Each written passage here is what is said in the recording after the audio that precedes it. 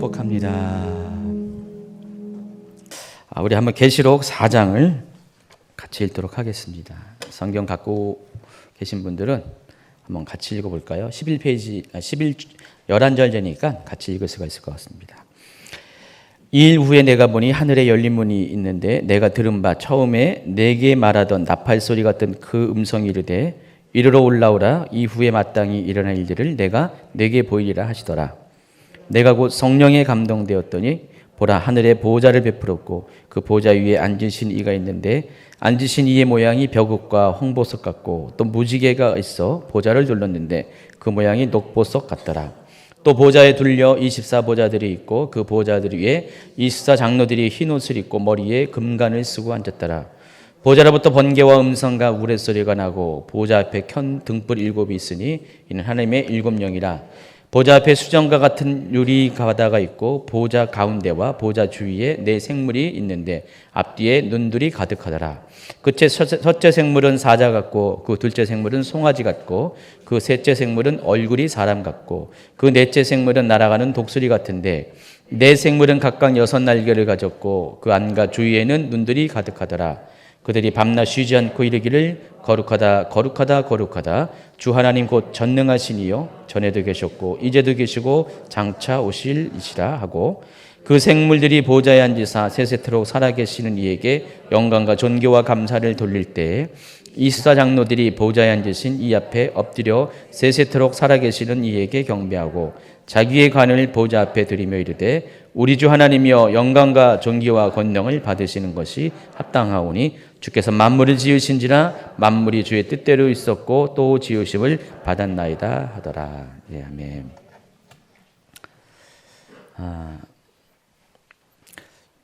오늘 이 계시록 4장은 아주 특별한 광경이 펼쳐집니다.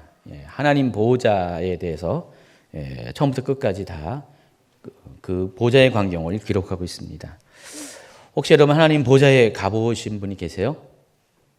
예, 뭐 입신을 통해서 뭐 아니면 또 환상을 받거나 뭐 그런 분 혹시 계십니까? 한번 손들어 보세요. 우리 승우가 손든 거야? 머리 긁은 거야? 포인트를 잘 맞춰야지. 어떻게 손들려니까 머리를 긁으면은 사람들이 오해하지. 예. 그래도 한번 가봐라. 예. 예. 근데 여러분 하나님 보좌를 이렇게 여러 가지 천국 체험을 한 분들 간증을 들어봐도 하나님 보좌를 경험한 사람은 그렇게 많지 않아요, 실제로요. 천국의 여러 곳을 방문하고 예수님을 만나고 뭐 천국에서 뭐 아브라함도 봤다, 뭐 누구를 봤다, 뭐 그런 얘기는 많이 있는데 천국 보좌를 경험했다고 하는 분들은 거의 못 들은 것 같아요, 제가 보면은. 그만큼 이 천국 보좌는 좀처럼 우리가 경험할 수 있는 그런 쉬운 장소는 아닌 것 같아요. 여러분 그 어느 나라든지 특별히 성경에서의 하나님 나라는 왕국의 개념이잖아요. 킹덤이잖아요. 킹덤의 그 가장 핵심이 뭐죠? 그 주권이 누구한테 있습니까? 국민이 아니라 왕에게 있어요. 우리 민주주의 국가는 모든 권력의 그 중심이 백성에게 있어요. 그래서 백성들이 뽑은 사람이 백성을 이렇게 잘 대리해서 성취하는 거지 그 사람 자체가 권력 있는 건 아니죠. 기간 지나면 다 끝났어요. 근데 이 왕국의 개념은 아닙니다. 왕이 왕위에 있는 왕위에 뭐 몇 살에 왕위에 오르는지 죽을 때까지 하여간 그 사람이 왕권을 갖고 있습니다. 권력을 갖고 있습니다. 자, 하나님 나라도 똑같이 왕국의 개념이기 때문에 하나님 나라의 주권은 여러분에게 있는 게 아닙니다. 우리에게 있는 게 아니라 하나님에게 있습니다. 그래서 이 왕국에서 가장 중요한 것은 바로 보좌입니다. 하나님이 앉으신 그 자리가 왕자가 그 모든 권력과 정치의 중심이라는 것입니다. 천국에서도요, 똑같은 개념이기 때문에 왕국의 개념이기 때문에 천국에서도 하나님 보좌가 따로 있습니다. 여러분 중에서 하나님 보좌가 있다는 것을 전혀 생각 안 한 분도 있을 수가 있어요. 어떤 분들은 그걸 당연하게 받아들이는데 어떤 분들은 하나님 나라 천국에서도 무슨 보좌가 있습니까? 그렇게 생각하는 분들이 있어요. 근데 성경을 보면은요 이 계시록뿐만 아니라 좀 이따 뭐 설명하겠지만은 다른 성경에서 보면은 하나님 계신 하나님 나라 왕국에서는 하나님 보좌가 있습니다. 그래서 하나님은 그 왕자에 앉으셔서 거기서 세상을 통치를 하고 계십니다. 자, 요한은 오늘 바로 그 하나님 보좌를 봤습니다. 환상일까요? 환상 가운데 봤을까요? 어때요, 여러분? 환상인지 아닌지는 오늘 좀 이따가 보겠습니다. 4장 1절을 다시 한번 읽어보니까 2일 후에 하늘에 열린 문이 있는데 내가 들은 바 처음에 내가 말하던 나팔소리 같은 그 음성이 이르되 이리로 올라오라 이후에 마땅히 일어날 일을 내가 내게 보이리라 그랬습니다. 자, 보시면은 하늘에 열린 문이 있고 그 하늘의 음성이 뭐라고 말했습니까? 이리로 올라가라 그랬습니다. 그 사도 요한은 환상을 본 게 아닙니다. 지금 실제로 올라갔어요. 천국 보좌에 올라갔어요. 근데 제가 보기에는 이 천국 보좌에 올라간 게 육신이 올라가진 않았을 거고요. 보통 우리가 영이 우리 육신은 그대로 있고 영혼이 분리돼 가지고 올라가는 그런 경험들, 유체이탈이라고 하죠. 보통 일반적으로 말하는 유체이탈. 또 이렇게 우리가 신앙적으로는 입신이라고 합니다. 입신이라는 단어는 성경에 있는 건 아니에요. 우리가 보통 그렇게 부르죠.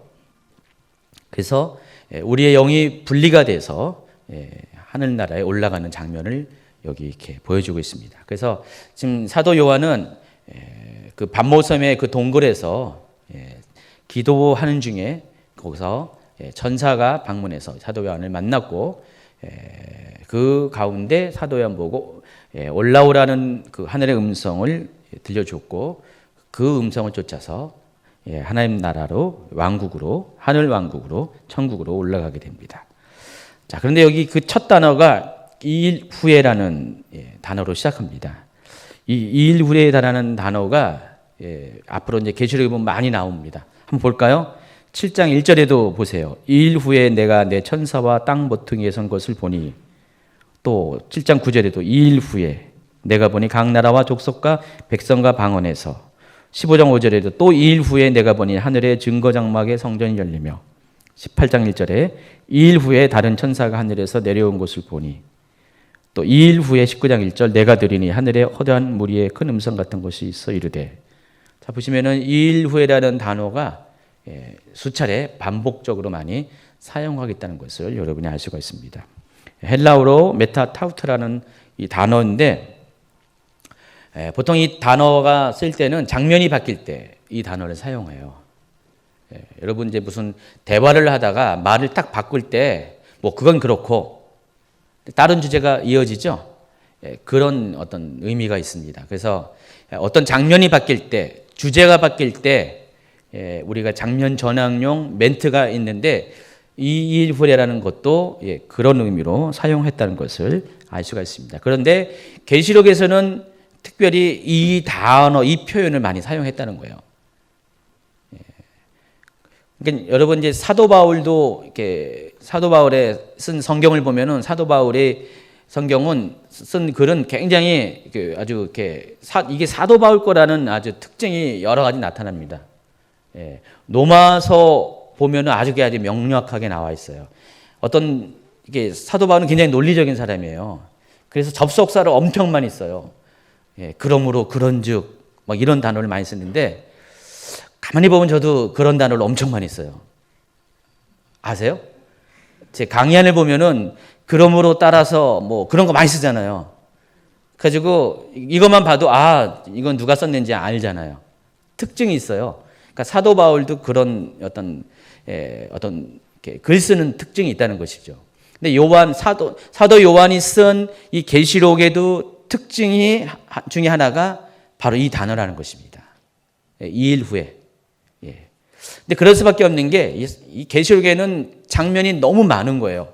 그러니까 영화를 보면은요, 영화 보면은 그 씬이라 그러죠. 어떤 장면의 씬이라 그래요. 그러면 계속 장면이 계속 바뀌는 거예요. 바뀌는데 이거를 글로 써야 되니까 어떻게 돼요? 그냥 영상으로 보여주면 뭐 이런 단어 쓸 필요 없죠. 바로 다른 영상을 삭삭해 영화라면 보여주면 되는데 말로 해야 되니까 장면이 바뀌었다는 것을 계속적으로 설명해야 되니까 2일 후에라는 것을 반복적으로 쓸 수밖에 없다는 것입니다. 그래서 이 계시록에만 나와 있는 아주 특별한 관용적인 표현이라는 것입니다. 습관적인 표현이에요. 자, 그런데 계시록 1장 19절 아주 중요한 구절인데 거기에도 이 메타타우트라는 표현이 들어가 있습니다. 어디에 있는가 한번 볼까요? 계시록 1장 19절을 같이 읽도록 하겠습니다. 그러므로 내가 본 것과 지금 있는 일과 장차 될 일을 기록하라. 어디에 있어요? 이 메타타우트라는 단어가 보입니까? 여러분 눈에? 아니, 그건 이제 여러분 중에 강의한 봐서 아니, 이것만 보면은 이 2일 후에라는 단어가 여기 들어가 있냐고요. 관용적인 표현이. 예, 없잖아요. 여러분이 워낙에 해박해가지고 헬라어를 원문으로 봤으면은 바로 보이는데, 예, 제가 이렇게 설명을 안 해주면 여러분 전혀 모르죠. 예.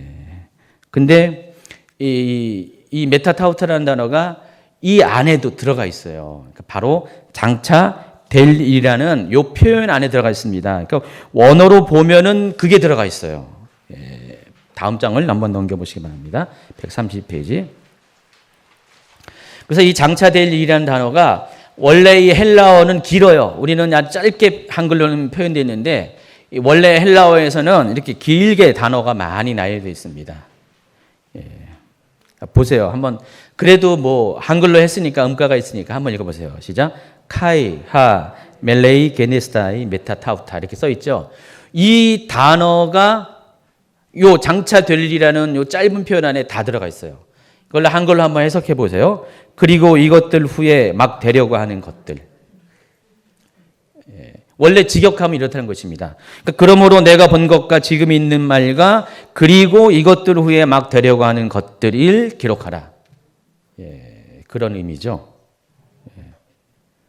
자, 그런데 여러분 잘 알다시피 이 계시록 1장 19절에는요. 세 가지의 시제가 나타나 있어요. 과거, 현재, 미래죠. 그래서 과거가 뭐죠? 본 것, 또 현재가 지금 있는 일, 그리고 미래가 장차 될 일. 그래서 요한에게 예수님은 천사를 통해서 뭘 기록하라 그랬어요? 이 세 가지를 기록하라 그랬어요. 그러니까 요한이 받은 계시는 과거와 현재와 미래의 것들을 다 보았다는 것입니다. 그 경험한 건데 그것을 이 계시록에다가 편지에다가 기록해 가지고 7 교회에게 그것을 보내라 그런 거예요. 본 일, 지금 있는 일, 또 장차 될 일. 그래서 이 계시록은 이 세 시제를 가지고 구조가 나눠져 있어요. 설명했죠. 그러니까 계시록이 모두 22장까지 되어 있는데 계시록을 딱 크게 분류하면은요. 과거에 있었던 일, 지금 있는 일, 그리고 미래에 일어날 일로 구분이 가능하다는 것입니다. 그래서 이 과거에 있는 일, 본 일이 뭐예요? 계시록 1장에 나와 있는 그 예수님의 모습, 뭐 이런 것들, 장면을 본 것이 과거에 있는 일이고요. 그러니까 1장 19절을 기준으로 말하는 것입니다. 그리고 지금 있는 일은 이 7 교회들에게 편지를 쓰게 하는 바로 그 일이 현재의 일이에요. 지금 요한은 그 현재의 일을 기록을 하고 있는 거예요. 근데 거기에다가 앞으로 일어날 것들을 또 보여주겠다 해서 장차 있어야 될 일들이 4장부터 나와 있어요. 그래서 이 계시록 4장, 오늘 우리가 하는 거 있잖아요. 이 계시록 4장은 바로 앞으로 일어나는 일들에 대한 그 기록을 담은 거예요. 그러니까 앞으로 미래에 그러니까 사도 요한이 지금 있는 어떤 그 시대의 기준에 의해서 사도 요한이 이 기록 언제 썼다 그랬어요? AD 90년에서 96년 사이에 썼다 그랬어요. 요한 계시록이 전향연대가 바로 그 7년 대박해 기간 동안에 쓴 거예요. 제2차 기독교 대박해 기간. 그 기간 동안에 도미티아누스 황제의 박해에 의해서 많은 크리스찬들이 특별히 리더십들이 투옥당하고 순교하는 그때 사도 요한도 똑같이 잡혀서 죽을 뻔했었죠. 근데 사도 요한이 죽지 않았습니다. 예수님의 그 약속 때문에 예언 때문에 죽지 않고 죽을 뻔하다 계속 살아나면서 반모성까지 유배를 왔어요. 바로 그때 사도 요한에게 예수님이 7교회에게 편지를 쓰라 그랬어요. 그게 현재 일이에요. 근데 앞으로 일어날 일들이 있을 거다. 그러니까 그 시기 뒤쪽에 일어날 일이 있을 거다. 그러니까 AD 96년 뒤에 언제 일어난지 모르지만 계속 그 이후에 일어날 일, 장차될 일, 미래에 일어날 일이 있을 것인데 그것을 내가 보이게 했다는 것이죠. 그래서 그것을 보이기 위해서 어떻게 해요? 사도 요한에게 하늘에 열린 문을 두고 그것을 통해서 하나님 보호자로 올라오라. 예, 그런 거예요. 그래서 이 계시록 1장 19절에 장차될 일이라고 한 이 메타타우트 그 안에 그 장차될 일 안에 들어가 있는 이 타우타 이힐 후에 막 되려고 하는 것들이 구체적으로 뭘 말하냐면은 바로 오늘 본문에 있는 계시록 4장 1절부터 시작되는 일들을 말하는 것이에요. 이해하시겠죠? 예. 굳이 이런 이렇게 문법적이고 복잡한 설명을 하는 이유가 있습니다. 예, 많은 분들이 이 부분의 해석을 상당히 아주 그냥 장면 전환용으로 단순하게 해석하라는 경향들이 많이 있기 때문에 그래요. 예. 실은 요 일외가 갖고 있는 이 단어의 의미가 굉장히 큰 비중을 갖고 있다는 거예요. 그러니까 바로 앞으로 일어날 미래 세대에 일어날 주님 다시 오실 때 일어날 모든 일들을 여기서부터 기록을 하고 있다라는 그런 사인이라는 것입니다. 자, 그리고 또 보니까 하늘에 열린 문이 열렸다 그랬습니다. 하늘에 열린 문을 세대주의 그 종말론에 의하면은 바로 요때가 휴거가 일어났다고 얘기해요. 바로 이 계시록 4장에 휴거가 일어났어요. 저는 여러분에게 휴거가 언제 일어났냐 설명하면은 계시록 11장 15절부터 휴거의 어떤 정황이 있다고 설명했어요. 그러니까 계시록 자체에는 휴거에 대한 정확한 묘사가 없어요. 그런데 어떤 정황을 추측할 수 있는데 저는 그것을 이제 계시록 11장 15절부터 그 휴거의 정황들이 나타난다고 설명을 해드리고 있습니다. 그런데 이 세대주의 종말론을 믿는 분들은 그게 아니라 바로 이 계시록 4장 1절에 하늘에 열린 문이 있기 때문에 열린 문이 열렸고 바로 이때에 성도들이 휴거를 당한다. 그렇게 주장을 합니다. 왜 그래야 되냐? 뒤에 보면은요, 계시록 6장부터 뭐가 있습니까? 계시록 5장에는요, 하나님 오른손에 들려있는 두루마리, 이 마지막 때 일어날 일들에 대한 시나리오가 적힌 두루마리가 그것을 예수님께서 취하는 장면이 나옵니다. 그리고 그 7개의 봉인된 것을 하나씩 뛸 때마다 이제 정말로 미래에 일어날 일이 일어났는데 그게 6장부터가 나와 있어요. 첫 번째가 7인의 재앙이죠. 그게 6장부터 쭉 기록이 되어 있습니다. 그런데 그 재앙이 시작되기 전에 성도들이 어떻게 돼야 돼요? 그 재앙, 성도들이 그 환난 가운데 들어가서는 안 되기 때문에 세대주의 종말론에 의하면은 그래서 성도들이 휴거를 받아야 된다, 미리. 그러면 계시록으로 보니까 다 따져보니까 그 휴거를 받아야 될 정확한 포인트가 바로 그 두루마리가 열리기 전이잖아요. 그 5장은 두루마리 그 자체에 대해 설명하는 거고요. 그럼 어떻게 돼요? 바로 그 전에 있어야 되는데 때마침 하늘에 열린 문이 있다고 딱 나오니까 이거다 해가지고 이때 성도가 휴거가 있다라고 이렇게 얘기합니다. 근데 이건 억지 주장에 불과합니다. 맞지 않아요. 이거는 성도들을 휴거시키는 게 아니라 지금 요한을 불러들이는 건데 하나님 보좌로 왜 지금 그거와 연관시켜가지고 강제로 그냥 이렇게 그 정황을 만드는데 전혀 성도의 휴거와 관련된 어떤 정황이 전혀 없습니다. 이거는 단지 그냥 요한이 그 앞으로 될 일에 대한 미래의 일들에 대해서 계시를 받기 위해서 그냥 올라가는 것뿐이에요. 휴거와는 상관이 없다는 것입니다. 혹시 이렇게 그동안 이렇게 믿었던 분들, 믿어 의심하지 않은 분들 뭐 있었을 거예요. 근데 좀 생각을 좀 이렇게 달리하시기 바랍니다. 아무리 봐도 여기는 성도인 휴거와는 전혀 상관이 없는 거예요. 그냥 요한이 입신 상태에서 하늘의 보호자에 올라가는 장면에 불과하다는 것을 여러분이 아시기 바랍니다. 자, 하늘의 열린 문이라는 단어가 있는데 134페이지 보면은 그림이 하나 있습니다. 하늘의 열린 문이 있습니다. 이걸 누군가가 그림을 그린 거죠. 이렇게 하늘에 이렇게 문이 열린, 이런 문인지는 잘 몰라요, 솔직히요. 근데 이런 문이라는 개념보다도 하늘이 열렸다라는 그 의미는 보통은 우리가 뭐 영화 같은 데 보면은 갑자기 뭐 특별히 기독교 영화 같은 데 보면은 하늘에서 막 음성이 들리고 하늘에서 뭔가 할 때 보면은 하늘이 구름이 쫙 이렇게 거치고 빛이 쫙 내려오는 장면, 아마 그 정도일 거예요.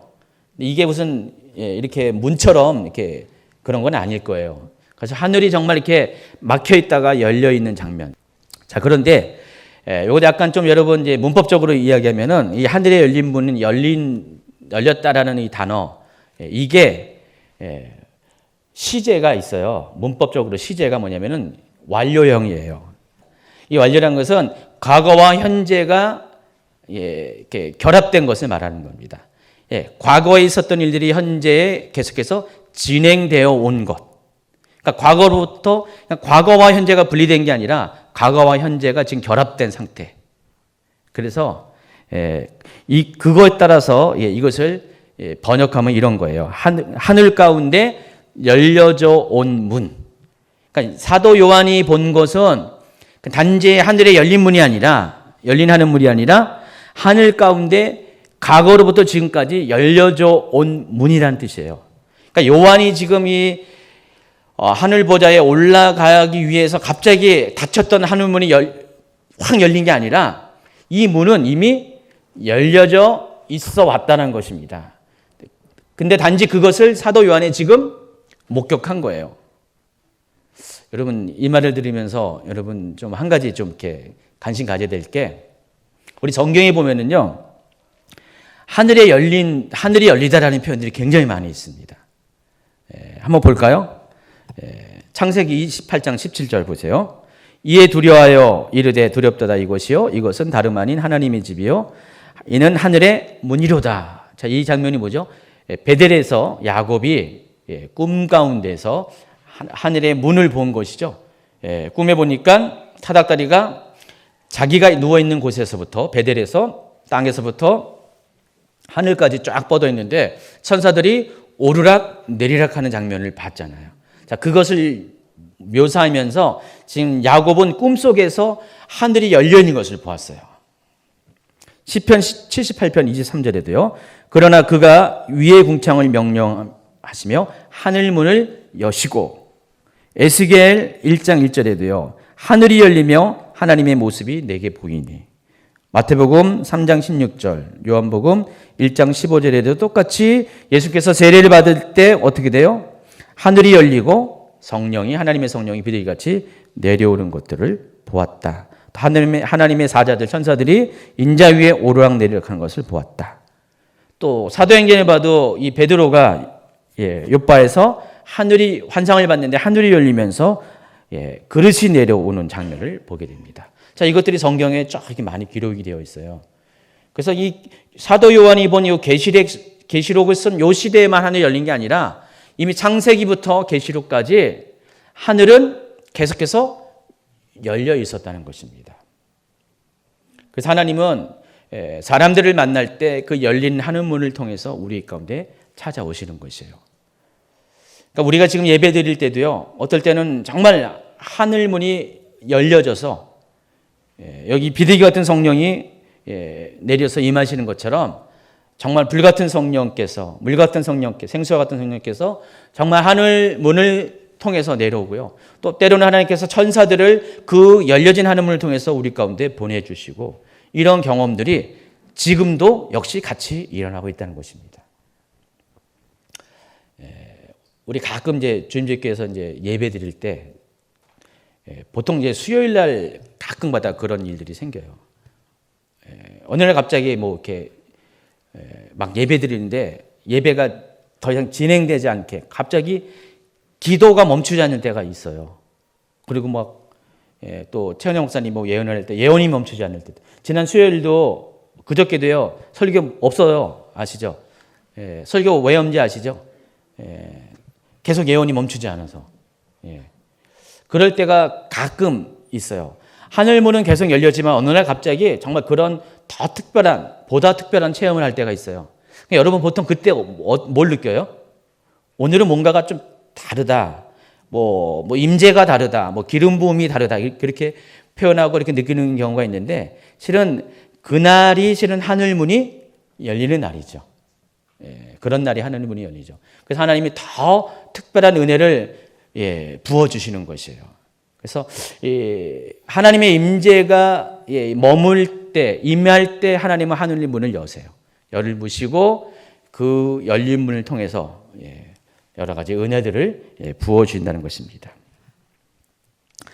사도 요한만 이것을 경험한 게 아니라 사도 바울도 똑같이 경험했습니다. 고린도 후서 12장 2절 볼까요?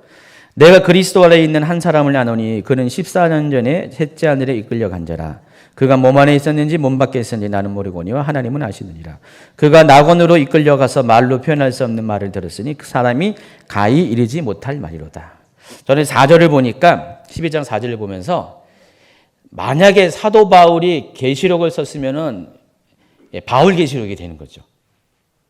사도 바울도 봤어요. 사람이 가히 이르지 못할 말, 이것이 뭘 것 같아요? 이제 사도 요한이 보는 오늘 계시록의 장면을 아마 사도 바울도 보았을 거예요. 그런데 사도 바울은 그것을 기록하지 않았습니다. 그 사람이 자기라는 것도 명확하게 얘기하지 않아요. 그냥 알쏭달쏭하게 말했지만 알 사람은 다 알죠. 자기라는 것 다 알아요. 사도 바울이라는 거 알죠, 여러분? 사도 바울이 겸손하게 이것을 이렇게 썼지만은 사도 바울이에요. 사도 바울도 똑같이 이 하늘이 열린 문을 통해서 그 사도 바울도 하늘 보좌에 갔고 사도 요한이 본 내용을 똑같이 보았을 것이에요. 단지 기록만 안 했어요. 계시록만 안 쓴 것뿐이에요. 하나님은 어쨌든 간에 사도 요한에게 이 사명을 주셨기 때문에 사도 요한을 통해서 기록하게 한 것뿐이지 사도 요한도 보았어요.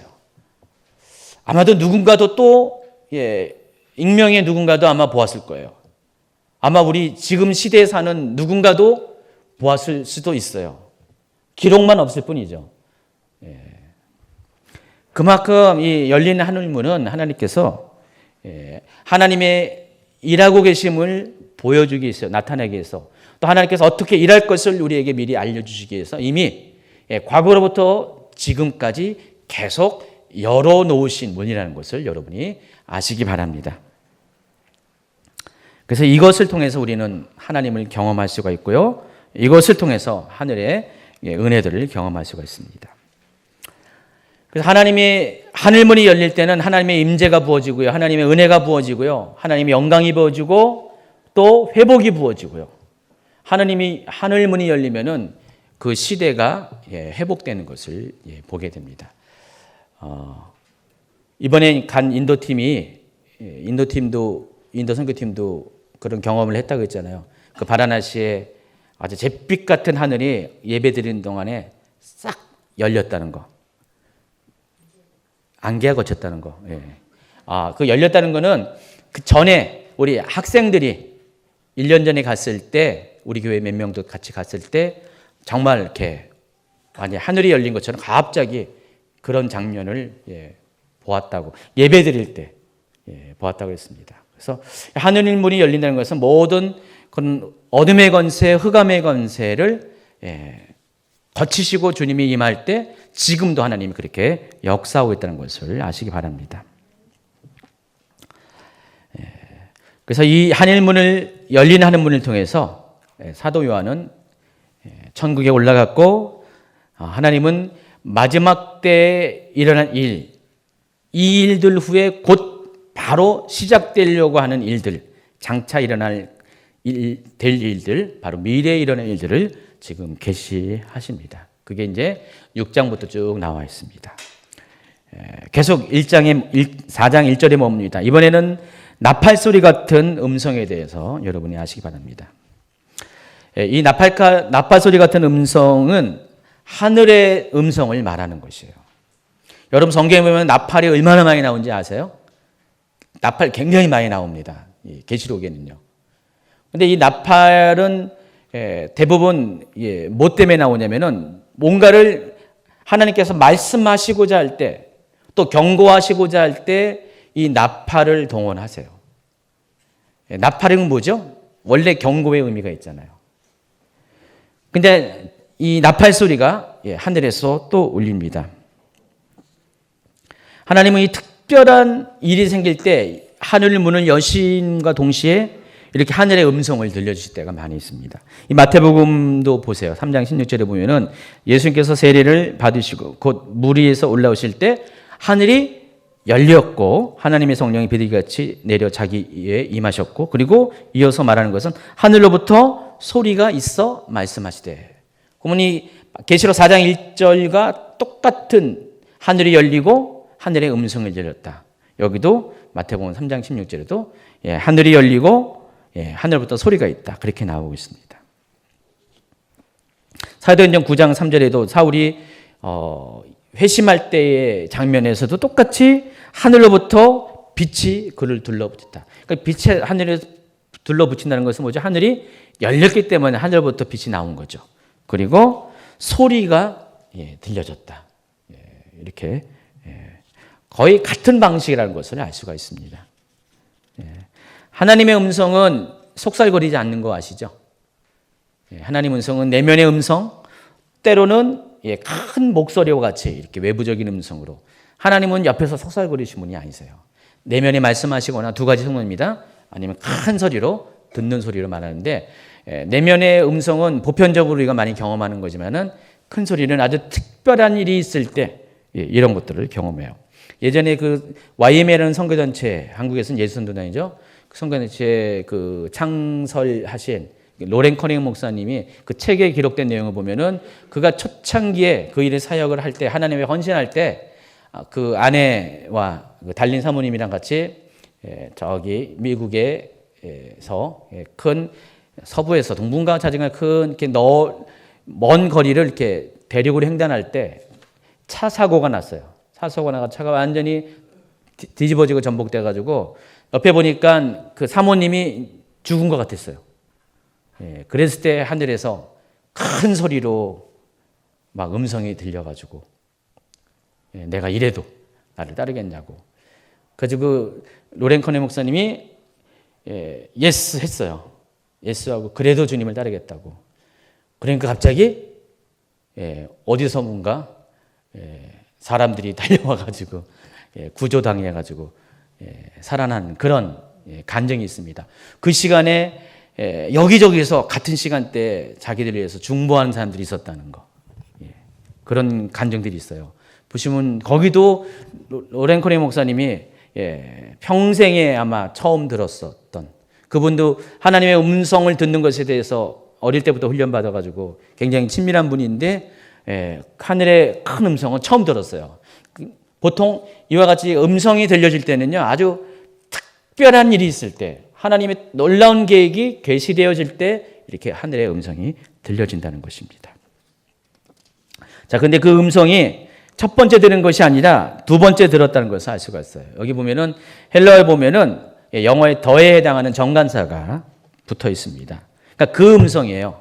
내가 들었던 그 음성이 지금 또 들렸다는 것입니다. 계시록 1장 10절에 그 음성이 나와 있습니다. 한번 읽어볼까요? 나 요한은 너의 형제요 예수의 환난과 나라와 참음에 동참하는 자라. 하나님의 말씀과 예수를 증언하였으므로 말미암아 반모라는 섬에 있었으니 주의 날에 내가 성령에 감동되어 내 뒤에 나는 나팔 소리와 같은 큰 음성을 들으니. 이게 사도 요한이 처음 음성을 들은 것이에요. 사도 요한은 음성을 먼저 듣고 뒤에 하늘의 열린 문을 본 거죠. 주의 날은 이제 우리 알다시피 주일을 말한 겁니다. 예수님이 부활한 날을 말하는 것입니다. 그래서 음성을 들었고 음성이 이리로 올라오라 말했고 마땅히 일어날 일을 내가 내게 보이리라 했습니다. 그래서 사도 요한이 올라갔습니다. 그래서 4장 2절에부터는 그 하늘에 올라간 그 장면들이 묘사가 되고 있습니다. 내가 곧 성령에 감동되었더니 보라 하늘에 보좌를 베풀었고 그 보좌 위에 앉으신 이가 있는데, 사도 요한이 하늘에 올라가자마자 첫 번째로 본 광경이 하나님 보좌를 보았다는 것입니다. 사도 요한은 지금 하나님의 광경을 보았어요. 근데 그 광경이 어떠했는지가 이제 쭉 설명이 됩니다. 4장 3절에 보세요. 앉으신 이의 모양이 벽옷과 홍보석 같고 또 무지개가 있어 보좌에 들렸는데 그 모양이 녹보색 같더라 그랬습니다. 이 계시록 4장에는요. 이 사도 요한이 하늘 보좌에 앉아 있는 누군가를 보는데 그 누군가는 바로 하나님이십니다. 성부 하나님이신데, 근데 계시록 자체만 보면은 하나님에 대한 그 묘사가 약간 어려워요. 어렵습니다. 근데 이 사도 요한만 하나님 보좌를 본 게 아니에요. 성경에 보니까 다른 사람도 이미 하나님 보좌를 봤어요. 그래서 그것을 비교해 봐서 비교를 통해서 우리가 하나님 보좌가 어떤 것인지를 알 수가 있습니다. 에스겔서를 보세요. 에스겔 1장 1절을 보시면은 한번 같이 읽겠습니다. 30째 해 넷째 날 초다새에 내가 그발강가에 사로잡힌 자 중에 있을 때 하늘이 열리며 하나님의 모습이 내게 보이니. 자 보세요. 에스겔도 하늘이 열렸고 그 열린 하늘 가운데서 뭘 봤다고 했어요? 하나님 모습을 보았다고 그랬어요. 근데 에스겔은요, 하나님 모습을 더 구체적으로 묘사하고 있습니다. 2절부터, 26절부터. 에스겔 1장 26절부터 시작. 그 머리 위에 있는 궁창이에 보좌의 형상이 있는데 그 모양이 남보석 같고 그 보좌의 형상 위에 한 형상이 있어 사람의 모양 같더라. 내가 보니 그 허리의 모양은 단쇠 같아서 그 속과 주위가 불 같고 내가 보니 그 허리 아래의 모양도 불 같아서 사방으로 광채가 나며 그 사방 광채 모양은 비 오는 날 구름에 있는 무지개 같으니 이는 여호와 영광의 형상의 모양이라. 내가 보고 엎드려 말씀하신 이의 음성을 들으니라. 똑같이 10장 1절에 이에 내가 보니 그룹들 머리 위에 궁창에 남보석 같은 것이 나타나는데 그들 위에 보좌의 형상이 있는 것 같더라. 에스겔에서 보면은요, 에스겔은 열린 하늘문을 통해서 하나님 보좌를 아주 많이 봤습니다. 1장에도 봤고요, 10장에도 봤습니다. 근데 계시록보다는 이 에스겔서가 이 보좌의 모습이, 하나님 보좌의 모습을 더 구체적으로 묘사를 하고 있어요. 절수가 일단 더 많고요, 구체성이 더 있습니다. 자, 보시면은 똑같이 봤는데 차이점이 있어요. 제가 그림으로 137페이지 설명했는데 이해하시겠죠? 설명 안 해도. 요한은 어떻게 했어요? 열린 하늘문을 통해서 이리로 올라오라 해가지고 올라가서 하나님 보좌를 바로 봤어요. 근데 에스겔은 어떻게 해요? 하늘로 올라갔습니까? 올라간 게 아니라 환상 가운데 이것을 봤어요. 그러니까 열린 하늘문을 통해서 천국의 광경을 보았습니다. 그래서 그 차이가 이렇게 그림으로 표현한 것입니다. 그래서 에스겔에 있는 내용과 사도 요한이 본 내용이 전체적인 맥락은 같아요. 같은데 구체적인 세밀한 묘사는 조금씩 다르다는 것을 알 수가 있어요. 여러분 이렇게 옛날에 우리 무슨 게임할 때 사람을 쫙 세워놓고요, 서로 등지게 해놓고 앞사람이 무슨 속담 같은 거를 뭐 임금님께는 당나귀 그거 이제 말 전하는 거 있잖아요. 막 전하다 보면 끝에 가면 어떻게 돼요? 임금님이가 당나귀가 됩니까? 이상한 말이 되잖아요. 무슨 코끼리 귀가 되고요, 하마귀가 되고 뭐 막 그 되잖아요. 또 귀가 입으로 변하고 막 그런 거 있잖아요. 그러니까 전달하는 과정 속에서 많이 왜곡이 되고 변질이 되죠. 그리고 사람이 보는 관점에 따라서 똑같은 것을 다르게 봐요. 저 그런 거 많이 느낍니다. 똑같은 사건인데 저한테 들려지는 말이 어떻게 이렇게 다른지 여러분들이 하는 말이에요. 뭐 A 집사님이 하는 말과 B 집사님이 하는 말이 달라요. 저는 이미 알고 있는데 누군가는 거짓말하는 것처럼 보이잖아요. 그렇죠? 근데 알고 보면은 거짓말은 아니에요. 사람마다 다르기 때문에 그 경험하는 통로가 좀 차이가 있어요. 그래서 받아들이는 게 달라요. 그러니까 어느 사람은 아주 구체적으로 보고 어떤 사람은 그냥 슬쩍 지나가면서 보기 때문에 경험의 깊이가 또 다르기 때문에 다릅니다. 사도 요한과 에스겔도 사람이 달라요. 경험이 달라요. 시대가 달라요. 그러다 보니까 어떻게 돼요? 이것도 달라요. 그러니까 에스겔과 사도 요한은 거의 한 600년 전으로 이렇게 살았던 갭이 있는 사람이에요. 에스겔이 한 600년 전의 사람이에요. 그러니까 그때의 경험과, 그러니까 여러분 조선시대 때 여러분이 살았어요.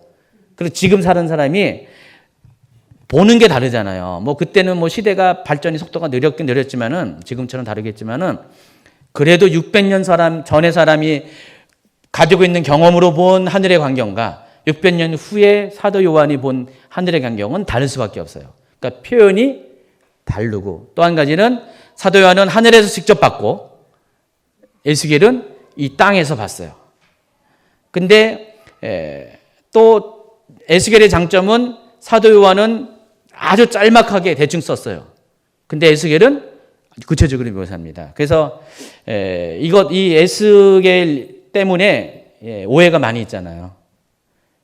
그 곡과 마구의 전쟁. 계시록에서는 20장 7절부터 쭉 그 곡과 마구의 전쟁을 쫙 기술을 하잖아요. 11절까지 기술을 하면서 짧은 시간 안에 그걸 그렇게 짧게 몇 절 안에서 했는데 에스겔은 47장, 48장에 거쳐서 아주 광대하게 썼어요. 그러다 보니까 어떻게 돼요? 사람들이 에스겔 말을 다 듣죠. 구체적으로 묘사하니까. 그러니까 거기 보니까 거기인데 러시아하고 뭐 이란하고 시리아하고 뭐 다 하게 막 작당을 해가지고 막 이렇게 이스라엘을 공격하는 그래서 그게 우리 마지막 때가 오기 전에 먼저 그 일이 일어날 것이다. 그래서 이 아마겟돈 전쟁과 이 곡과 마구 전쟁을 동일시시키잖아요. 그러니까 에스겔서를 보고. 그런데 계시록에 보면은 시간 순서가 아주 명확하잖아요. 계시록의 장점은 뭐죠? 조각조각을 기록한 것이 아니라 풀 스토리를 기록한 거예요. 처음과 나중에 아예 아주 그냥 정확하게 짜여진 각본이에요. 시나리오예요.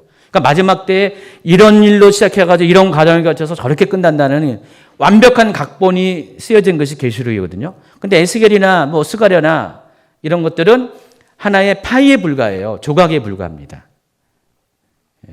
근데 사람들은 이 에스겔서가 아주 구체적으로 묘사했기 때문에 그것을 신뢰하죠. 스가랴서를 더 신뢰해요. 그런데 그 모든 것들은 계시록의 전체적인 이 시간 흐름의 틀 안에서 그것을 참고로 삼아야 되는데 그렇지 않고 이 계시록의 그 내용은 시간 순서는 그냥 뒤로 놔두고 그냥 그 내용에만 충실해서 그걸 가지고 이 곡과 마구의 전쟁이 예수님 오시기 전에 일어날 전쟁으로 생각을 해버려요. 근데 아니잖아요. 제가 왜 이런 얘기를 하냐면은 에스겔의 내용이 그런 측면이 다분하다는 거예요. 똑같이 하나님의 보좌를 봤는데 진짜 정확한 것은 누구 거라고요? 사도 요한이에요. 사도 요한은 직접 봤어요. 하늘에 올라가서. 에스겔은 어떻게 봤다고요? 이렇게 까치발하고 이렇게 본 거예요. 옆에서 이렇게 본 거예요. 요한은 직접 바라본 거고 바로 눈앞에 펼쳐진 것을.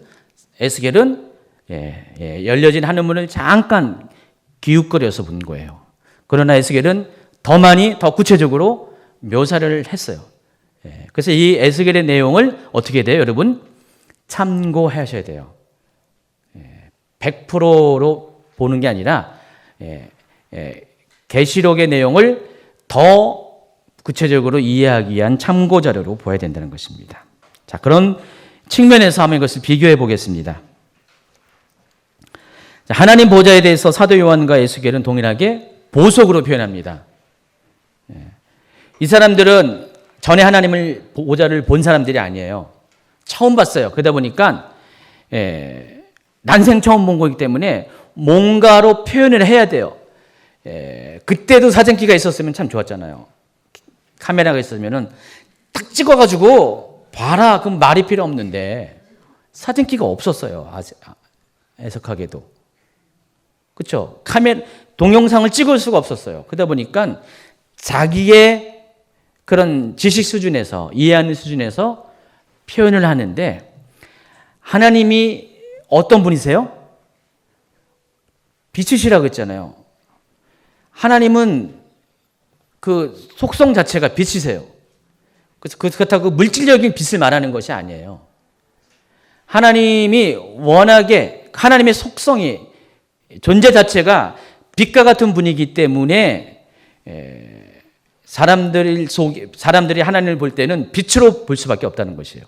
그러나 하나님은 물질적인 빛은 아니세요. 하나님으로부터 나오는 빛이지 하나님 자체가 빛은 아니라는 거예요. 그래서 하나님을 볼 때는 어떻게 돼요, 여러분? 사람 눈에는 빛으로만 봐요. 근데 하나님은 실제는 형상이 있어요, 없어요? 어떻게 아세요? 형상이 있습니다. 에스겔서를 보세요. 에스겔 1장 26절. 그 머리 위에 궁창 위에 보호자의 형상이 있는데 그 모양이 남보석 같고 그 보호자의 형상 위에 한 형상이 있어 사람의 모양 같더라 그랬어요. 자, 에스겔은 지금 하나님의 모습을 빛에 감싸인 하나님의 모습을 봤는데 명확하게 봤습니다. 사람의 형상의 모습으로 하나님을 봤어요. 제가 그래서 이것을 설명하기에 어떻게 설명하냐, 여러분 좀 보다 이해할 수 있는 게 태양을 보면 여러분 태양 보입니까? 여러분 눈으로 빛으로만 보이잖아요, 그렇죠? 태양의 빛이 너무 세가지고 태양이 그 형태를 못 봐요. 근데 태양을 보기 위해서는 뭘 봐야 돼요? 선글라스를 끼면 되잖아요. 선글라스를 끼면은 빛이 약해지면서 태양의 형태가 동그랗게 드러나잖아요. 그렇죠? 지금 사도 요한이 하나님의 모습을 본 것은 선글라스를 안 끼고 본 거죠. 이렇게 이해한다면 이렇게 이해할 수가 있다는 거죠. 근데 요한은 너무 가까이에 계신 하나님을 봤기 때문에 하나님을 빛으로만 밖에 볼 수가 없었어요. 그렇게밖에 표현 못해요. 근데 에스겔은 아무래도 멀리 떨어져서 봐서 그런지는 잘 모르겠어요. 하나님의 모습을 사람의 모습으로도 보았다는 그 차이가 있다는 것이죠. 그래서 더 구체적으로 더 세밀하게 이 계시록의 내용을 더 보조해 주는 거예요. 설명을 해 주는 거예요, 에스겔이. 그래서 에스겔은 하나님을 의인화되는 형상으로 표현을 합니다. 근데 그것을 요한은 벽옥과 홍보석으로 표현합니다. 벽옥은 현대 성경에 보니까 다이아몬드라고 말하고 홍보석을 사파이어도 여러 가지 색깔이 있는데 그 중에서 빨간색 내는 사파이어, 레드 사파이어가 있습니다. 그것을 표현합니다. 근데 이 에스겔은 뭐라고 했습니까? 보좌의 형상인데 그 모양이 남보석 같다. 아까 계시록에서는 무슨 보석이요? 홍보석. 근데 영어로 보면은 전부 다 사파이어예요. 근데 이 번역은 갑자기 남보석, 홍보석 그렇게 좀 약간 다르게 했습니다. 그래서 요거 옆에 있는 그림, 요게 레드 사파이어입니다. 그런 모양으로 되어 있다는 것입니다. 그런 모양으로 보인다는 것이죠. 하나님의 모습이.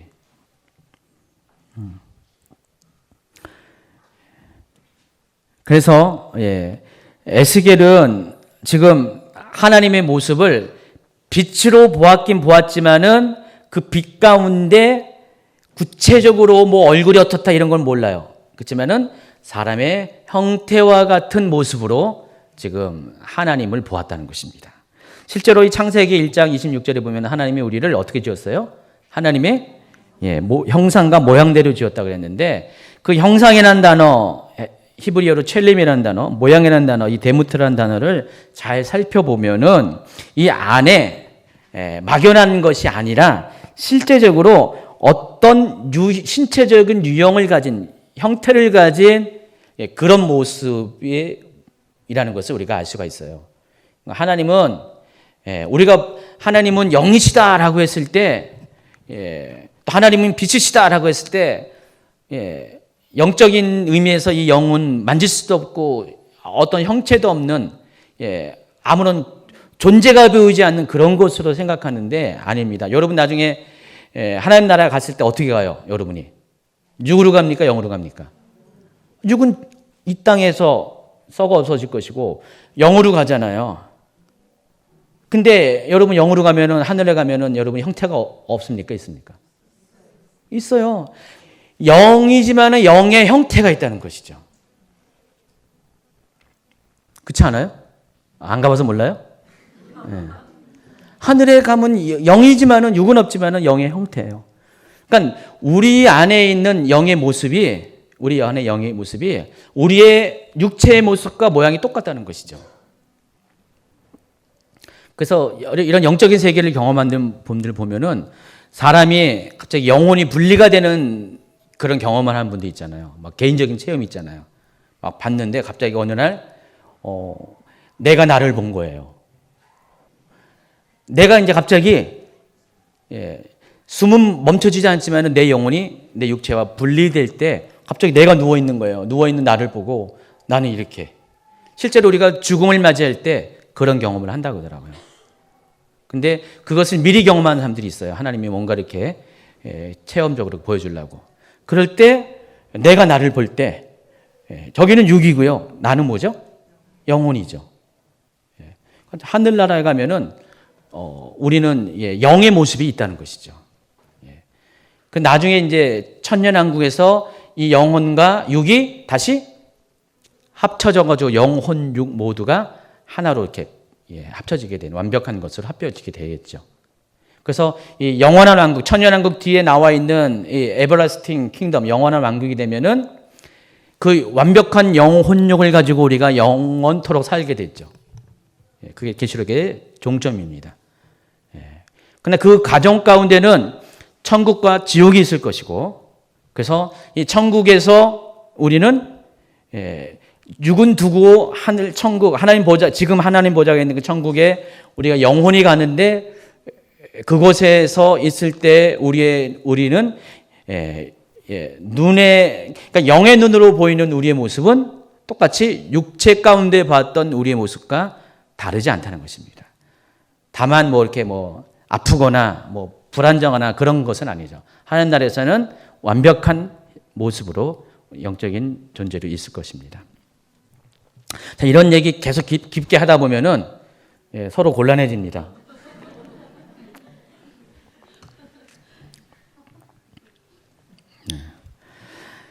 어쨌든 이 에스겔이 본 이 하나님 보좌의 모습에서 보면 하나님은 사람의 모양과 같은 형태, 그러니까 외곽만 본 거죠. 에스겔조차도요. 보았다는 것을 알 수가 있습니다. 그리고 그 보좌에는요, 뭐가 또 특징이 있습니까? 무지개가 있다고 했어요.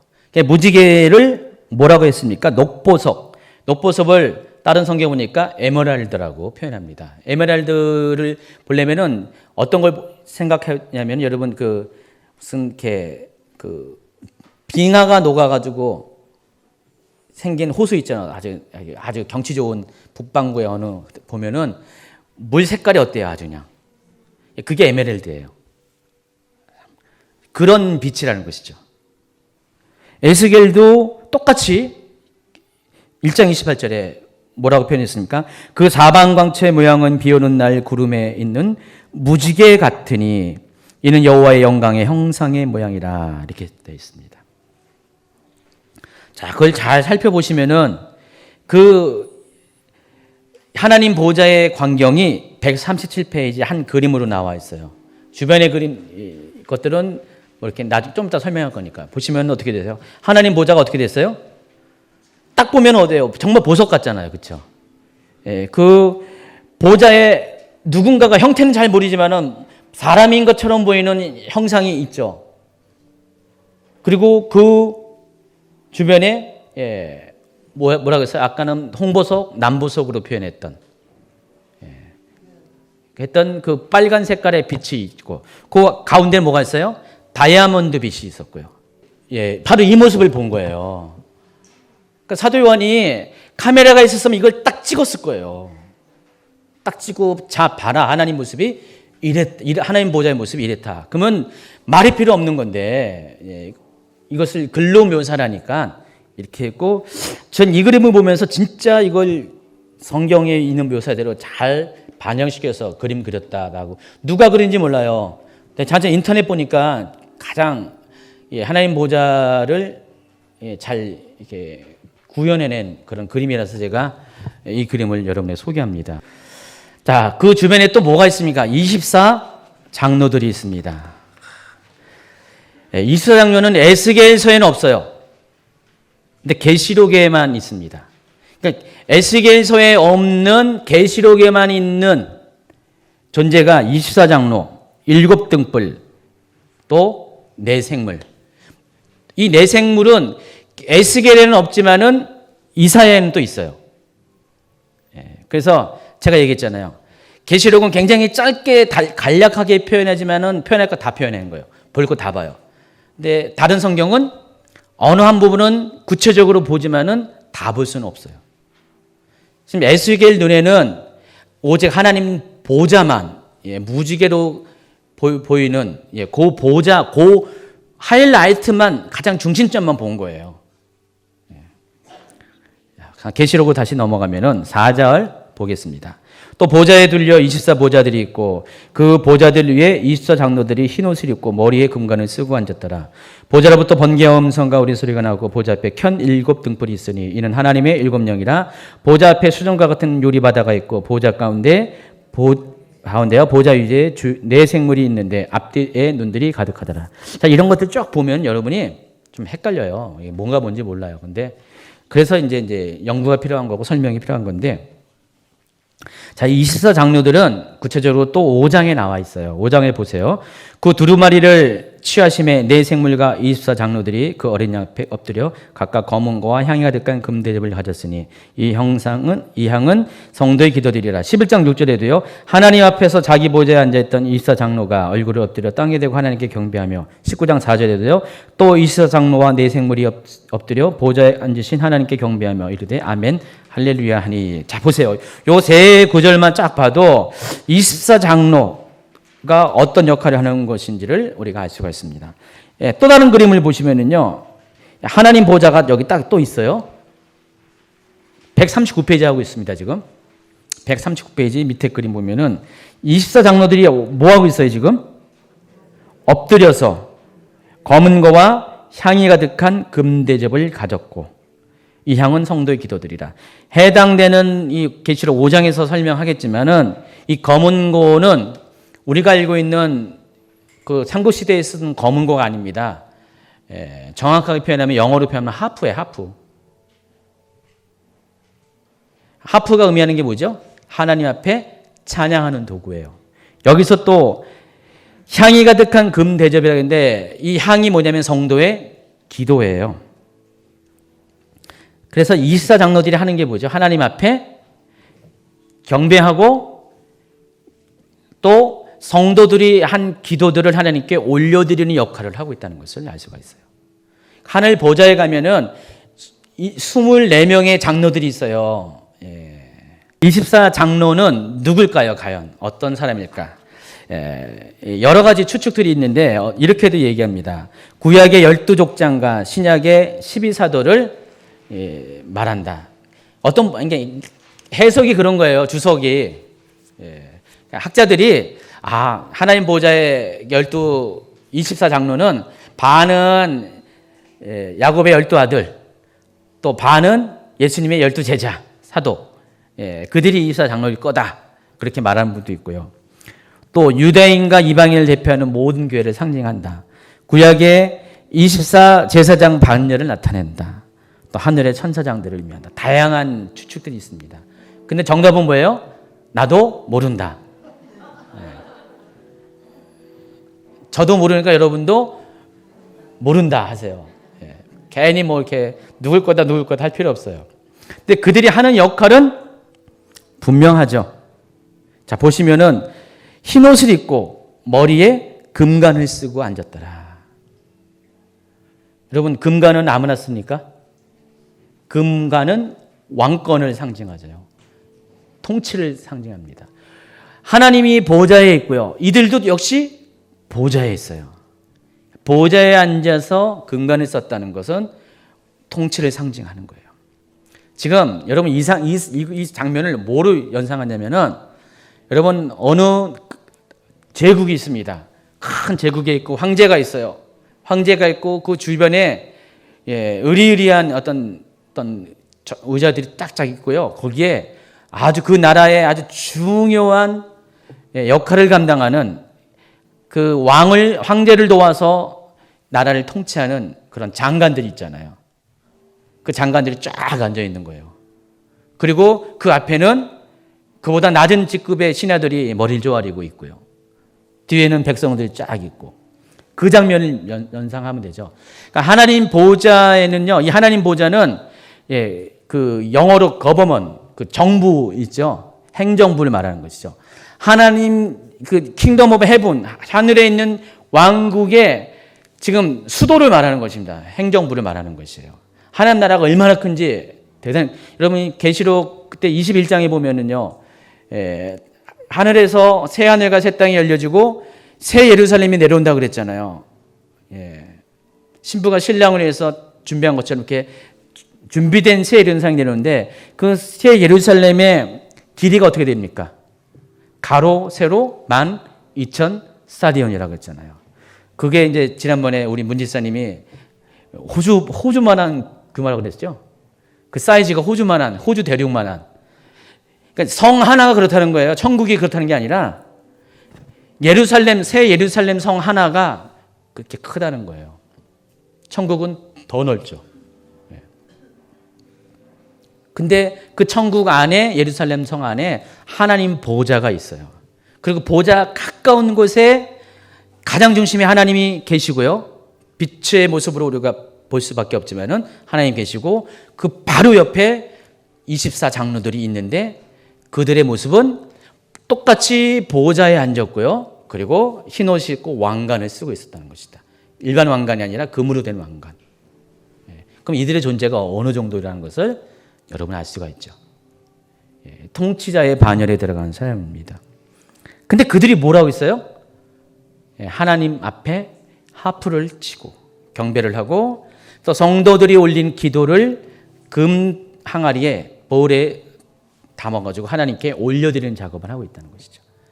그래서 이 세상로는 하나님 앞에 선 가장 친밀한 측근 중에 측근이죠. 누군지는 몰라요. 정말 뭐 천사 장일 수도 있고 뭐 여러 가지 추측이 가능하지만은 그런 존재들이 하나님 보좌에 있어요. 근데 그들이 하는 일이 하나님을 찬양하는 거예요. 거기 앞에 보면은 또 뭐가 있습니까? 7 등불이 있어요. 자, 7 등불이 아까 그 그림에도 묘사가 잘 되어 있는데 이 등불이 의미하는 것이 계시록 1장 20절에 나와 있는 촛대와는 다릅니다. 여기서 이 등불은 한글로 번역하면 횃불이에요, 횃불. 근데 이 하나님이 이 횃불의 모습, 7 횃불의 모습을 이미 성막 가운데에서 우리에게 계시해 줬잖아요. 그게 뭐였죠? 메노라, 우리 성전에도 있는 글로리홀에도 있는 그 바로 그걸 말하는 겁니다. 근데 그 7 등대잔을 갖고 있는 그 등불이 의미하는 게 뭐였어요? 성령이잖아요. 1장 4절에 보니까 요한은 아시아에 있는 7 교회에 편지하노니 이제도 계시고 전에도 계셨고 장차 오실 이시며 그의 보좌 앞에 있는 7 영. 4장에서 본 4장 5절에서 본 그 보좌 앞에 켠 등불의 일곱이 바로 계시록 1장 4절에서 얘기했던 그의 보좌 앞에 있는 일곱 영과 같은 얘기라는 것을 알 수가 있습니다. 계시록 3장 1절에도 사대교회의 편지자에게 편지하라 하나님의 일곱 영과, 계시록 5장 6절에도요 이 눈들은 온 땅에 보내심을 받은 하나님의 일곱 영이더라 그랬어요. 성령을 가리키는 거예요. 그러니까 일곱이라는 의미는 완전수죠. 완전수예요. 그러니까 성령의 완전성을 말하는 것입니다.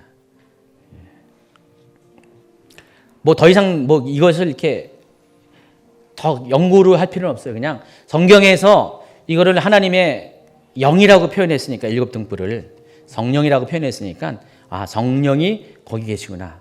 솔직히 삼위일체의 비밀은 아무나 풀 수 있는 건 아니죠. 아무리 설명해도 다 완벽하게 설명할 수가 없습니다. 근데 이 하늘 보호자에 보면 여러 가지 묘사를 보면 하나님이 보좌에 계시고 또 그 우편에 또 예수님의 보좌가 있고 뭐 여러 가지 뭐 표현들이 많이 있잖아요. 또 여기 보니까 저도 잘 몰라요. 그거 어떻게 다 여러분에게 만족스럽게 설명할 수 없지만은 하나님 보좌에는 좌우지간 이런 식으로 이렇게 설명이 되어 있어요. 하나님의 영에 대해서. 그리고 또 번개와 음성과 우레소리가 났다 그랬습니다. 이 번개와 음성과 우레소리는요, 하나님의 임재하는 곳에 있는 특징 중에 하나입니다. 한번 볼까요? 8장 5절. 천사가 향로를 가지고 제단에 불을 감하다가 땅에 쏟음에 우레와 음성과 번개와 지진이 나더라 그랬어요. 하나님이 임재하실 때의 특징이 바로 요거예요. 계시록 11장 19절에도요. 이에 하늘에 있는 하나님의 성전이 열리니 성전 안에 하나님의 언약궤가 보이며 또 번개와 음성과 우레와 지진과 여기 하나가 더 또 들어갔죠. 큰 우박이 있다 그랬어요. 그래서 계시록을 쭉 보면은요. 하나님이 계신 보좌는요. 그거예요. 여러분이 하나님 보좌를 한번 혹시 올라가면은 뭘 보게 되냐면은 이렇게 빛으로 둘러싸이신 하나님, 빛으로 둘러싸는 게 아니라 하나님 자체에서 나오는 그 빛이죠. 빛이 이제 너무 강하니까. 그래서 그 빛을 볼 거고요. 그리고 그 옆에 24장로를 볼 것이고요. 그리고 거기 계속 그 광경 가운데서는요. 24장로들은 계속해서 하나님을 경배하는 막 이렇게 찬양을 할 거예요. 전에도 계셨고 이제도 계셨고 장차 오실이십니다. 아멘 하면서 할렐루야 하면서 계속 그런 찬양을 할 거예요. 그리고 하늘에서 갑자기 번개가 번쩍, 우레가 우르릉, 그리고 막 지진이 막 일어나고요. 막 우박이 있고 막 그런 모습으로 여러분이 보게 된다는 것입니다. 나중에 혹시 여러분 중에 거기까지 가게 되신 분이 혹시 있다면은 미리 알려주는 거예요. 그런 것을 보게 될 것이라고요. 못 보시는 분도 아마 있을 수도 있어요. 하나님 임재의 상징입니다. 그래서 여러분 우리 출애굽 당시에 보면은 하나님께서 이 지상 가운데 임할 때도 시내산에 임할 때도 어땠어요? 똑같았잖아요. 하나님이 임재할 때도 이런 같은 모습으로 찾아오신 것을 볼 수가 있습니다.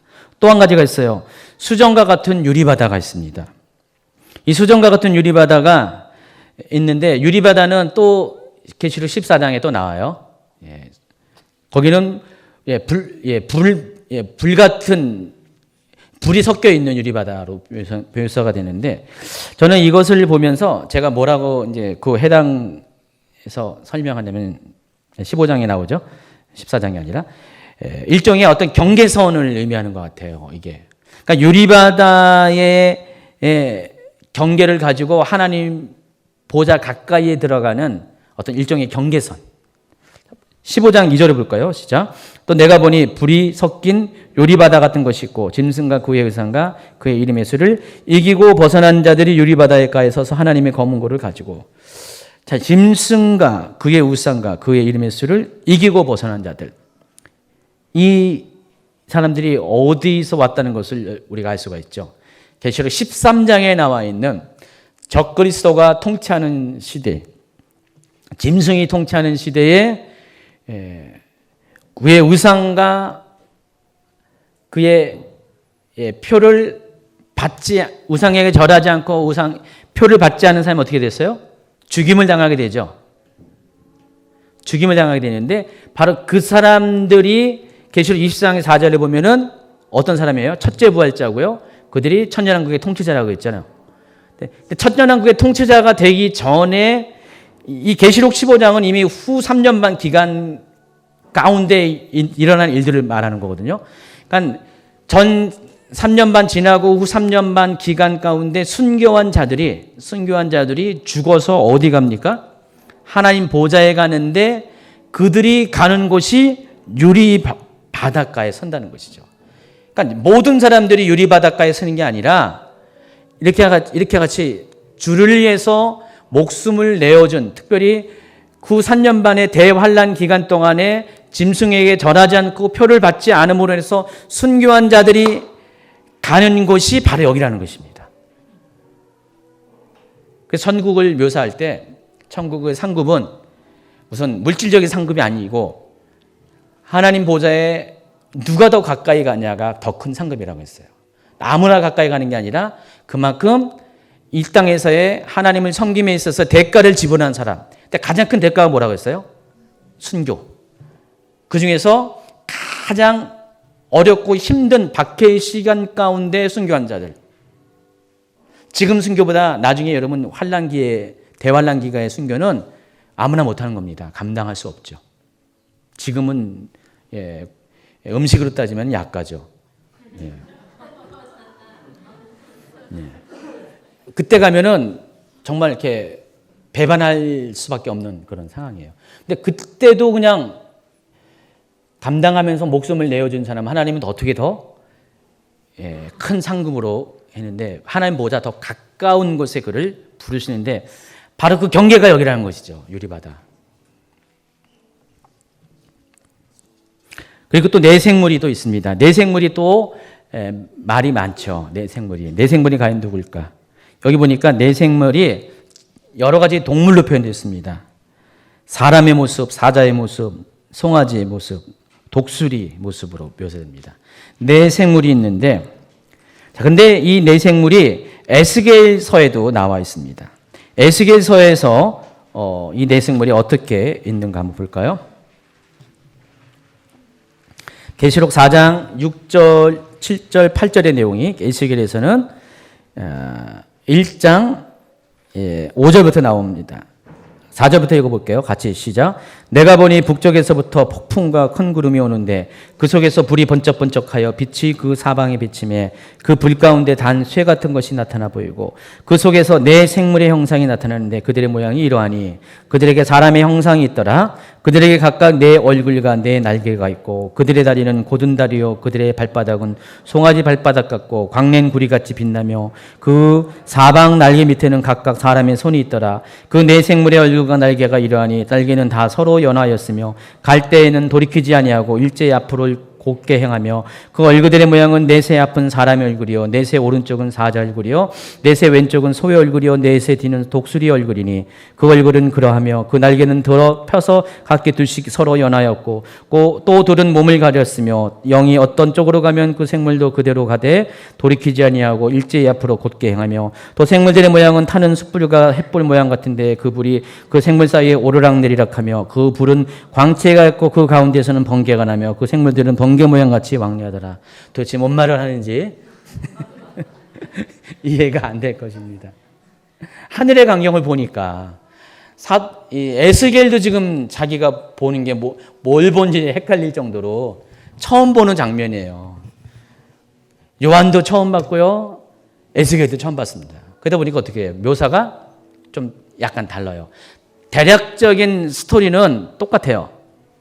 네 생물이 있다는 거죠.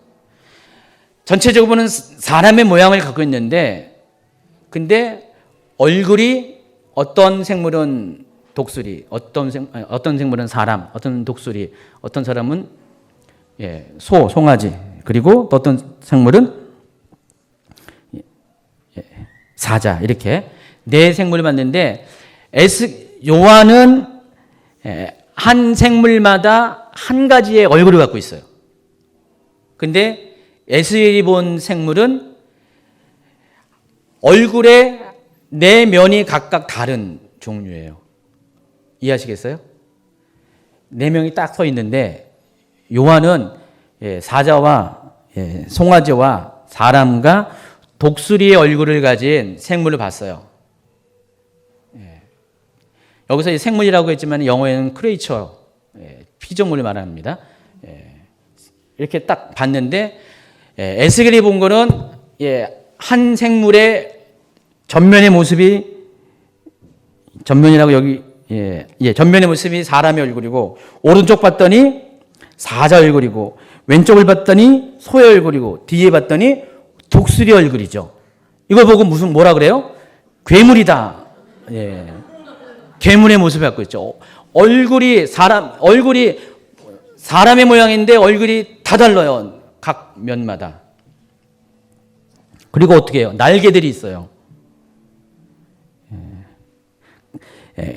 계시록 보니까 6날개를 갖고 있다고 그랬어요. 날개가 6개.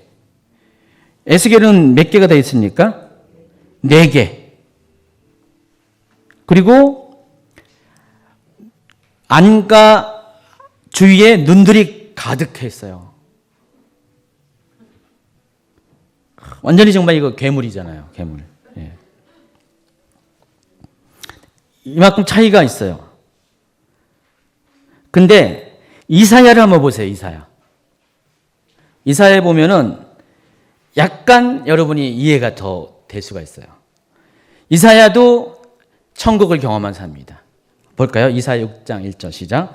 우시야 왕이 죽던 해에 내가 본즉 주께서 높이 들린 보좌에 앉으셨는데 그 옷자락은 성전에 가득하였고 서랍들이 모시고 섰는데 각기 6날개가 있어 그 둘로는 자기 얼굴을 가리었고 그 둘로는 자기의 발을 가리었고 그 둘로는 날며. 자 보세요. 뭘 설명하는 거예요 지금?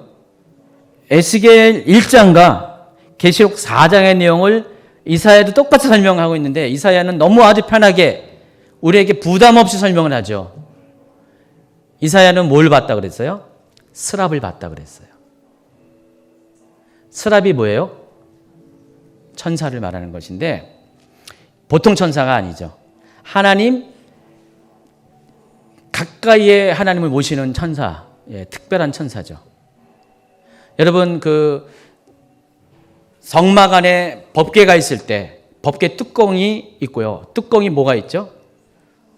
두 천사가, 그게 스랍 천사예요. 천사가 서로 맞대어 있고 똑같이 날개를 갖고 있었죠. 그래서 날개 하나로는 눈을 가리고요. 얼굴을 가리고 또 날개를 서로 펴가지고 서로 맞대어 날개가 그리고 모습을 보니까 꼭 보호자를 연상하는 그런 모습이 되어 있어요.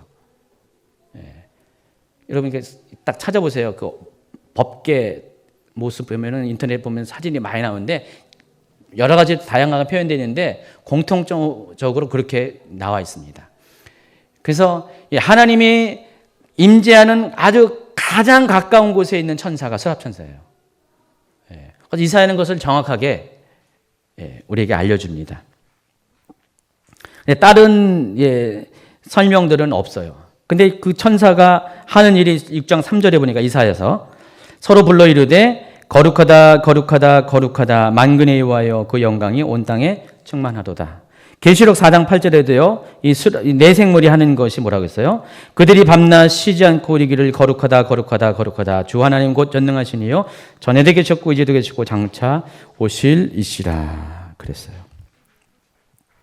자 보면은 어때요?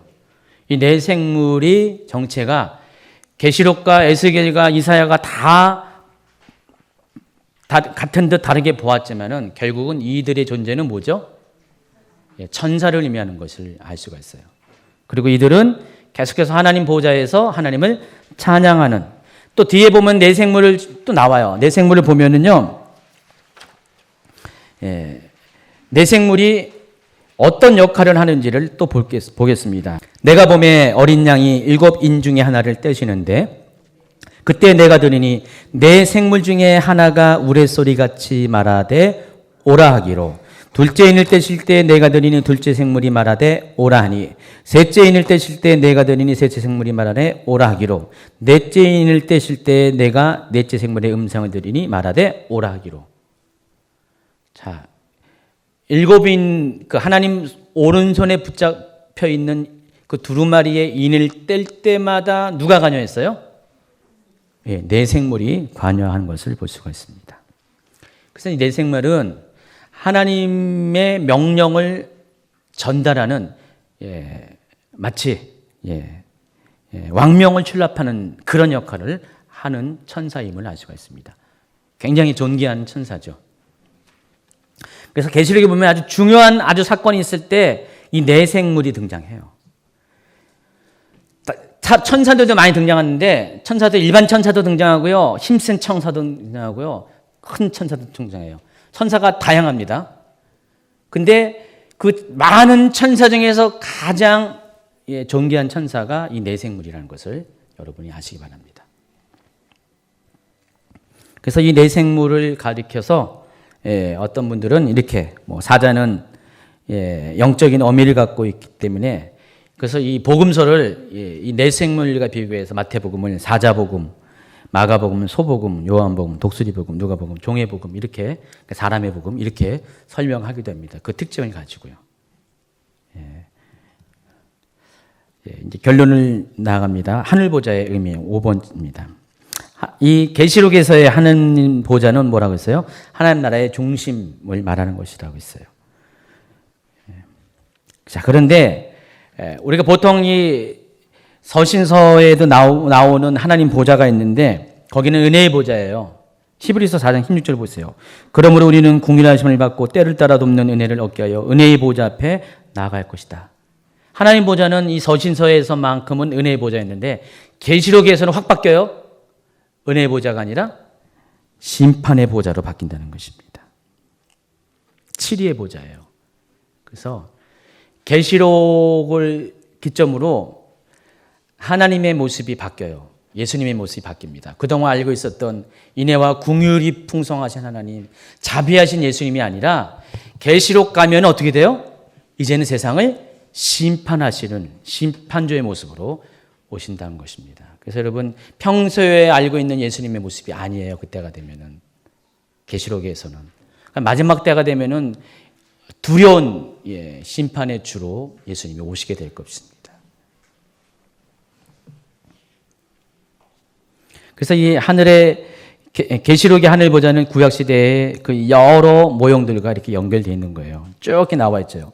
네 생물은 에스겔 1장에서 본 그 거기와 흡사하고요. 무지개는 창세기에 나와 있는 노아 용수, 또 하나님 보좌부터 나오는 번개와 음성과 우레소리 이런 것들은 출애굽기에서 19장에 보면은 하나님께서 강림하실 때의 모습, 일곱 등불은 성전에 있는 일곱 촛대와 흡사하고요. 하늘 보좌의 보석들은 제사장에 있는 의복 연상하고요.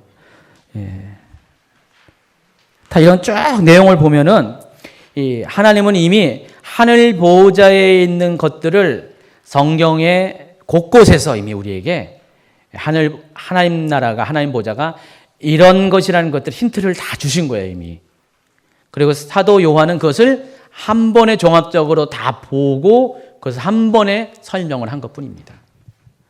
그래서 하나님이 이렇듯 이미 열린 하늘문을 통해서 열려져 온 하늘문을 통해서 하늘의 비밀들을 조금씩 단편적으로 이렇게 알려주셨어요. 지금도 알려주시고 계십니다.